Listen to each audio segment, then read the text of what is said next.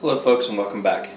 Today what we're going to be doing is we're going to be installing the Aries Fabrication front winch bumper. Now, the benefits of utilizing Aries Fabrication are they're very cost effective. Their price also includes shipping. Now, they are made to order, so it does take a couple of weeks once you place your order to receive the part, so don't expect it to be shipped out and you'll have it in the next 2 or 3 days, so you have to plan ahead for the purchase. And it comes in raw metal. What that gives you the ability to do is choose your finish and choose your color. So if you wanted to color match it to your car, you could take it to an auto body refinisher and they could spray it the same color as your car.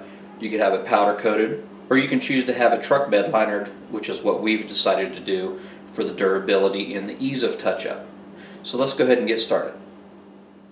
Now, of course, with anything, the first step, remove the old front bumper.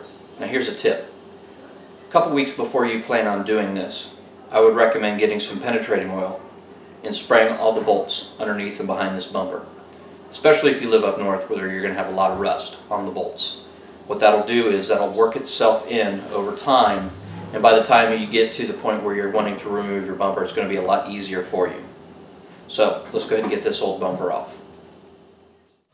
Okay, now that we've got the front bumper off the Jeep, it's time to assemble on the ground the bracketry that's going to be holding the new bumper onto the Jeep.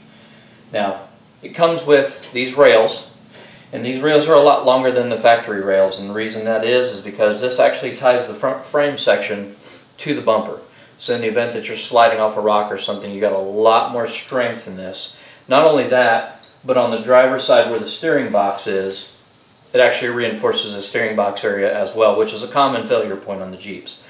Now, it all comes with this 3/8" grade 8 hardware. You get 1 bolt, 2 washers, and a nylon locking nut for each one of these fastener points. And it's just as simple as putting the bolt through, putting the washer on the other side, and putting the nut on. Now, what we're going to do is we're going to tighten down these nuts to the point where they're snug, but I still have movement in the bracket.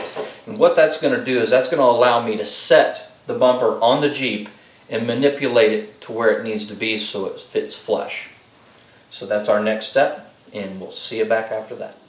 Alright, to get this beast on, what we did was we took this factory bolt that has a nutsert on the frame rail itself and used it to get the bumper up here initially. Then we put the upper bolt on to hold it in place, and then we still have a lower bolt here as well that we need to put on once we get everything tied in. Now the bumper is still loose. You can see it moves around freely, so we're not going to have a problem getting that bolt lined up because it looks like it's a little offset now. Everything is still loose on the truck, but I wanted to show you what it's going to look like underneath here once you get it on. Okay, so we've got this factory bolt and then the 2 supplied bolts that go here, and these are the bolts that actually hold this bracket to the actual front bumper itself. Now, the only other bolt that you put in is going to be this bolt here. So this bolt here in the back goes all the way through to the other side of the frame, and it's double reinforced and looks like possibly even triple reinforced back there. So tighten this bolt down pretty tight, but don't just torque it down real hard. This bolt and that bolt there are actually the power steering bolts. So I was misspoken earlier. It does not reinforce that area, but you can buy a plate to reinforce that area. So that's what it looks like on the car. Now it's just a matter of getting it all lined up properly and tightening down all the bolts. As a side view, as you can see, it's leaned a lot forward, so we're going to get a jack and put a jack on the D-ring and get this level to where we want it, and then we'll tighten down this side, and then we'll go to the other side and do the same thing. Well, there you have it, folks. The Aries Fabrication front bumper installed on a '99 Jeep XJ. Now, a couple things to mention. If you have the older body style front grille and fenders that come all the way down, you will need to cut and tuck your fenders up underneath. There's still a few minor things that we have to address here, but we'll do those after the videos in order to keep it short and sweet, because this was just on the installation of the bumper itself. One of which is going to be your fender liners. Now your fender liners are going to hang down this bumper, so you're either going to want to trim them up, or we're going to see if we can tuck them up and underneath. Now they may or may not work, and we'll let you know in a later video. Now, another thing that we're going to be doing is this is equipped to mount a winch on the front of. And we're going to go ahead and get a winch, and we're going to mount a winch on the front of this one. We're thinking about doing a 10,000 pound winch on this one. It will handle a 9,000 pound as well.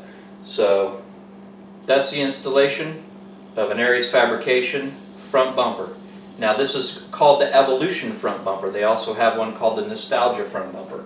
We opted for the Evolution front bumper that has the main hoop as well as the light hoops. So there are several different styles within just the Evolution bumper itself. So there we go. I got one more person I'd like to thank, my little helper. Come on over here, Raina.